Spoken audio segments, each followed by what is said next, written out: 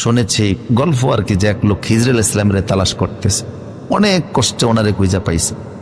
খিজরুল ইসলাম বলে আমারে খুঁজতেছে কেন? শুনছি আপনি দোয়া করলে দোয়া কবুল হয়। তো কি দোয়া করব? দোয়া করেন আল্লাহ যেন আমার দোতলা একটা বাড়ি দেয়। হ্যাঁ, তোমার দোতলা হবে, তোমার যে বড় ভাই আছে ওনার 4 তলা হবে। দোয়া করাবা তুমি যা ভাবা ওনার কি হবে, ডাবল হয়ে যাবে। তোমার দোতলা, ওনার হবে 4 তলা। এইটাই শর্ত। এই শর্ত যদি মেনে নিতে পারো মানসিকভাবে, যে আমার যা হওয়ার হইল, তবে আমার তো আর বিনিময়ে আমার ভাইয়ের ডাবল হইতেছে, এটা যদি মনে মনে নিজের মনে যদি এটা মেনে নিতে পারো, ভিতরে যদি ক্রোধ, হিংসা, বিদ্বেষ কাজ না করে, তাইলে পাবা। অনেকক্ষণ ভাবার পরে চিন্তা করলো, আচ্ছা দেন।